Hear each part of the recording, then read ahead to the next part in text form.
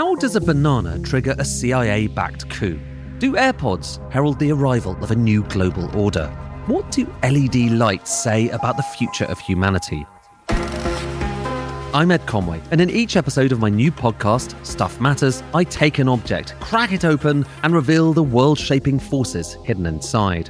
This is economics told through the things we think we understand. Search Stuff Matters on your podcast app to listen and follow.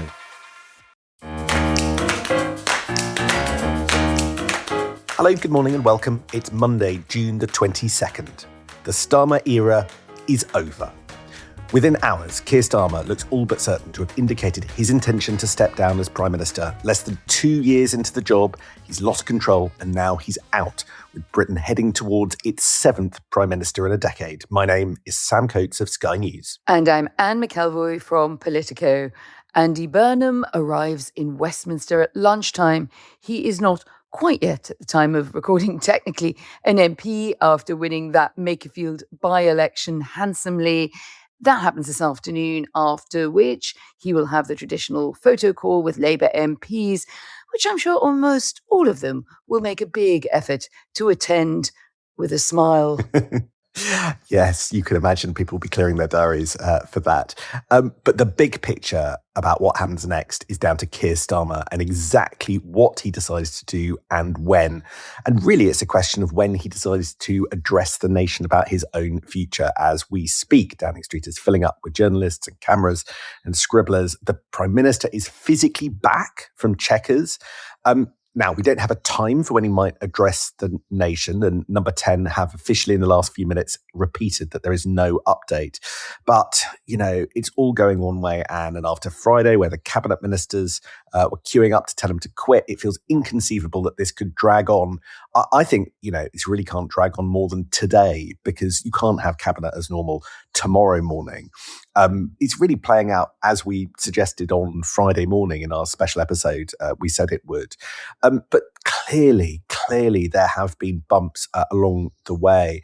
One of the most revealing, I thought, into the psychology of the Prime Minister was a little anecdote from Channel 4's Gary Gibbon on Friday night, when he revealed that in one meeting, Keir Starmer was so irritable by the events that he was being confronted with and the views he was being confronted with, that he even suggested he could quit as an MP and create an unhelpful by-election in the early weeks of a Burnham premiership. Now, I think that's being played down, but it just gives you a sense of how difficult this is for him. Absolutely. You know, I've also been talking with friends and former colleagues of Starmer from his legal days, also reflecting that he has felt very angry about this process and some worries, frankly, about how that plays into a transition and the start of a new Labour era in government. Keir Starmer and his family were at Chequers this weekend, just with his wife Victoria, with their teenage kids who are in permanent exam mode. I think something you also know all too well in the Coates household. Well, it was a difficult Father's Day. I'm sure he was very happy to be in his close family, no aides present, although they were on the phone. Much of the Downing Street machine did seem to be in the dark about his intentions, even as we headed to the back end of Sunday. But we hear he has been consistently in touch over this difficult period with his old friend, the Attorney General, Richard Hermer, and I think getting advice there on how he should go about this next period. Yeah, sort of tonally, you can read across the media a lot of sort of concern for Keir Starmer's, welfare and, state of mind. The bottom line here is that he didn't come into government prepared enough. He lost control. There are events outside of his control, yes, but he lost his party and he lost an extraordinary opportunity for the Labour Party to reset the country. And that really was down to him. So I would beware believing too much in some of the crocodile tears of politicians who are saying things ultimately, probably saying nice things ultimately, probably to get them out the door faster. So I'm afraid politics is even more cynical and even more brutal than it is going to present itself in the next 48 hours. Some of his longest marches, though, some people who have genuine sort of emotional ties to Keir Starmer, are looking a little bit out in the cold. I was told of a party in London on Saturday night where a handful of his very, very longest serving aides, right back to his days in opposition and even his days as shadow Brexit secretary, were actually looking rather glum and subdued. I mean, they all know that it's only going one way, but I mean, it's quite significant they weren't in the room where it matters. The big unknown this morning is this question really of when. The big unknown this morning, Anne, isn't whether he's going to go, because I just think he is. It's what he says about when he's going to depart number 10, because actually there are lots of different possibilities, some of which are quite awkward for whoever takes over from him, probably Andy Burnham. Now, there are, I am told, some, not particularly great, but some lines of communication between the Burnham camp and the Starmer camp. And so there is a sense around allies of Andy Burnham that they do know what he's going to do. And the big question, I think, over the weekend was Starmer going to play nice or going to play dirty, in effect? Because he could say, I'm out of here pretty much straight away. I will stop being Prime Minister the moment that the process of choosing a new leader is put into effect. And if Andy Burnham is kind of nominated and is unopposed, that could have put Andy Burnham in Downing Street, by about this Thursday. And, I think even Team Burnham would say that is not an ideal scenario. We want a little bit of time to put together our team and our policy prospectus. We don't really want that. I am told that is now not looking likely. And the presumption amongst Team Burnham is that, as it were, Keir Starmer makes an announcement that means that the actual transfer of power is either just before the summer or just after the summer, which is in line with what they want. So that means basically we're going to get a handover that's something akin to what we saw from Tony Blair into Gordon Brown in 2007. And all of that is predicated on there not being a wider contest and Starmer not giving us some kind of Monday surprise. Some straws in the wind from Labour. One advisor with knowledge of the discussions in the Chequers bunker, telling my colleagues on Sunday afternoon that at that point the Prime Minister was still genuinely deciding what to do. And I think the direction of travel may be clear, and I think you and I both agree on what that is, Sam. But it was interesting to me hearing that another former close colleague of Starmer's in the Lords was sending "don't look back in anger" advice through to the Prime Minister if and when that lectern is rolled out in Downing Street, figuring out how to frame what is basically an ouster by his own MPs and ministers in a way that does least damage to Labour and makes him not look like the man with gritted teeth who was being dragged out of number 10.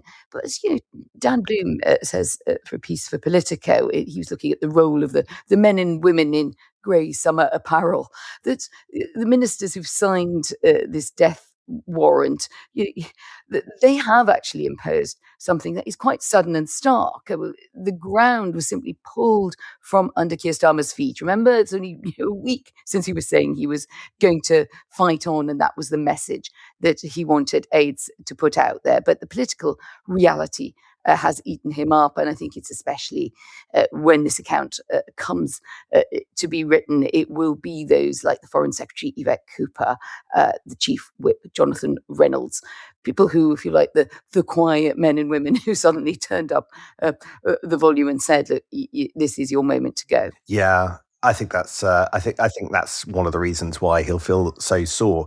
In these moments, the official line is always that there's no decision until there's suddenly an announcement. That's sort of. I'm sort of slightly on tenterhooks, thinking it could come at any second, including mid-recording of this podcast. I think there was a bit of a wobble on Sunday evening, Anne, when Donald Trump appeared to preempt the Prime Minister's resignation on social media, basically saying he was resigning. And I think there was a discussion at that point by some around the Prime Minister about whether or not they were suddenly going to find themselves in a situation that they couldn't control. But here we are at just before 7 a.m., where they're just about holding the line and not telling us what's going on. Can we allow ourselves a moment of levity on a serious day? It's sort of Donald Trump on social media. I'm the president of the US and I'm here to help. Somehow often manages to make things just a tad worse. One thing I would point out, I wrote a very long profile a while ago of Victoria Starmer when we thought that she was going to be our First Lady, so to speak, for a longer period. And she has always been pushing her husband not to quit when times are tough. I saw her out and about with him twice last week, both abroad at the G7 and back here at a big social event, always looking very calm, very pulled together. I think she's a kind of body armor for her husband at times like this. And I'm sure that there has been a lot of conversation in the family and soul searching, as you'd expect, in a very close family over the weekend. But, but as you said earlier, there's a reality check also. This is not only about what Keir Starmer and those who love and admire him think. This is a political murder on the Orient Express. It's been done one minister at a time, conveying strength of feeling on the back benches that the Prime Minister has to move aside for a change of leadership, likely to Andy Burnham. And I bumped into two people with experience, Sam, of comings and goings of politics at the high level and all the traumas at a lunch yesterday for Lord Saatchi, the Thatcher-era communications guru. And there was US President Bill Clinton, formerly. He was just reflecting very empathetically that these moments are very tough on a leader and their families, and you just focus on the good things in your legacy. When I had a quick word with him. And even more upbeat John Major on our side of the pond, he said, well, if it all goes south, I said, what do you think he should do? And he said, well, he should follow my example in 1997 and go to the cricket straight after. So there you go. Some advice from those who've been through the ups and downs of the biggest jobs. I think that Keir Starmer's equivalent to that would probably be to go to the World Cup, which at time of speaking, he's not planning to go, but that depends on how well England or arguably Scotland do. Rishi Sunak was also writing over the weekend about what it's like at tough times, saying that Chequers is by far and away the best place to be when it's all getting to you. And he said you do just spend a lot of time wondering whether it's you, which in the case of Rishi Sunak, yeah, probably it was. But interestingly, this point about the family, I think, is important. Yes, like Vic Starmer will be absolutely key.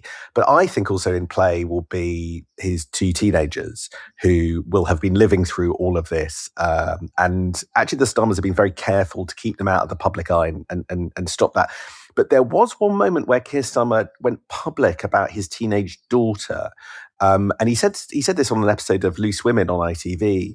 He said that on the day he was elected, kind of as the exit poll was coming out, his daughter was in absolute floods of tears at the prospect of what was about to happen.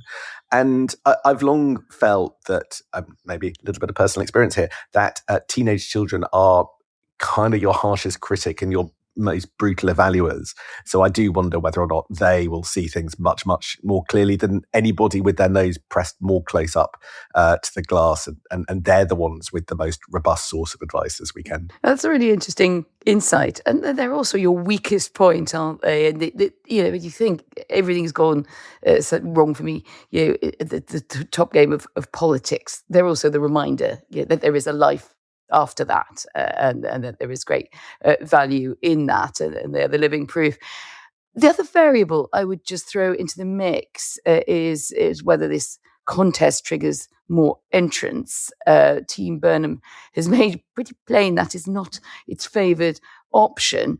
But would Wes Streeting, who has been absolutely unrelenting in keeping, it's been a bit of a sort of one-man streeting band, but that band has been playing away, saying, I'm still here and I still want to go at the top job. So would he trade that away? And what would it take for him to do so and to say, I'm not going to run in a contest? When I bumped into him last week, he was still really adamant. He was, I think, happy to be on the record as such, that he was going to still try to fight the contest.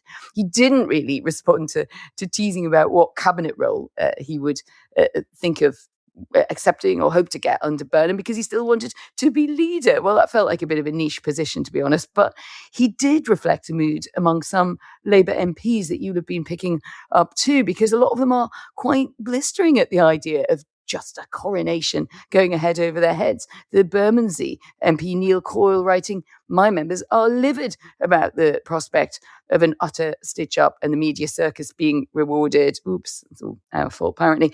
The next leader can't change Trump, Iran, Ukraine, Putin, etc. And the media at some point will be baying for the blood of the successor too. So on that account, you could see it might be better to have emerged via a contest. Yeah, look, there are pros and cons to the way that it could happen. And if Keir Starmer does do basically what Team Burnham want and give Andy Burnham a little bit of breathing space before it, or there is a contest, as you were just outlining, then the cons of that are that from the moment Keir Starmer says he's going, he is then in charge of a zombie administration, right? In effect, he is only part in office whilst and part in power whilst still sitting behind the desk in number 10. But particularly if there's just a transition period into Andy Burnham, we will, to all intents and purposes, have two prime ministers, and each decision will need to be sort of double checked, both formally and informally, with Andy Burnham. And that's, it did work for the country in 2007, and you couldn't make the argument that Gordon Brown and Tony Blair were a nest of singing birds in that transition. So the system does cope with that, but it does rather put the big questions about Britain's future, the ones that my day job at Sky News I've been sort of looking at in those films, from the absolute meltdown in the court system, the next stage of send legislation, which we're expecting within weeks to sort out that problem, and a whole host of other intractable things, sort of inflation coming down from what's going on in the Middle East. All of those things sort of on hold. You can't really get a big economic package to help with wherever we end up on the Middle East until that's all sorted. So I do think that there is a sort of a danger that Labour looks somewhat self-indulgent if effectively what we get is the party talking to itself for whatever reason and putting things on hold because people aren't quite ready to be prime minister. That's not why the public elect landslides in this country, which didn't even happen 2 years ago, to be honest. Let's have a quick word about Andy Burnham, about to be newly minted MP today. It's just, you made a great film about Burnhamism and Manchesterism at the weekend, which I think we should probably have a deeper dive into when we look at the Lightly Burnham prospectus. But I just wanted to throw this at you, Sam, because I just happened to be looking at it from Caroline Wheeler, old colleague of us both in the iPaper. And she said this: for 20 years, Andy Burnham has been the man on the wrong side of the door, hammering on it the Hillsborough families, the infected blood community, nuclear test veterans, and now the WASPy women caught out by pension age. But now he comes, if you like, through that door, most likely, the famous black door. And it's not only about the causes that you take up and what you can support in terms of people who aren't being heard, sort of opposing in some way. It's about proposing and governing. I just wondered if that was also something you were thinking about when you spent all those days on the ground making this really excellent film for Sky. Thank you very much indeed. It's available to watch on Sky YouTube, Sky News app, and you can see it on my social media feed, 18 minutes long, a Joe Cook production. Please do take a look. Look, the things that Caroline Wheeler lists as causes that Andy Burnham champions are important, worthy. They have political constituencies, and the tone and the manner in which he's done it, I think, is one of the reasons that he is politically successful. But one of the things that we highlight on the film, I think, is sort of just throws a little bit of that into sharp relief, right? In Manchester, Andy Burnham's big success is the B transport network, the B bus network, where he took the buses back into nationalised control and generally tying up what was a pretty shoddy service. This was work started by his predecessor, Richard Leese, but continued, and a lot of the hard yards were done by Andy Burnham. So big tick for that. But what was interesting is I did a deep dive into the costs of that B network system, which you can find. The government publishes comparative data for all the different kind of big conurbations and the big kind of combined authority areas. And the bottom line, Anne, is that yes, it's a great system for the people of Manchester, but the amount being spent on transport in the Greater Manchester 10 councils is just more and has gone up by a lot more in the last decade than everywhere else. So a bit of the key to Andy Burnham's success was getting money spent. Now, that's fine where you're championing one local area, but if you have to get money spent in every one of these areas across the country, the question quickly becomes, where do you get the money from? And as I listen to that list of kind of waspy women, some of the stuff around Hillsborough, although obviously it's like a different solution to that. But in the end, the sort of bill does rack up. And if you're going to please be all things to all people, then that starts to become quite costly. And I think that's where critics of Andy Burnham kind of come in. Fascinating. Well, huge day ahead. How does the transition happen? What are the terms? And what do we hear from Kier Starmer if indeed he does bring out the lectern? We'll be following it and see you back tomorrow. See you tomorrow.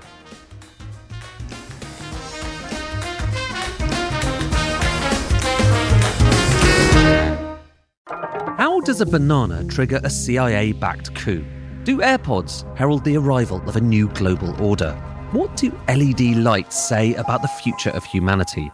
I'm Ed Conway, and in each episode of my new podcast, Stuff Matters, I take an object, crack it open, and reveal the world-shaping forces hidden inside. This is economics told through the things we think we understand. Search Stuff Matters on your podcast app to listen and follow.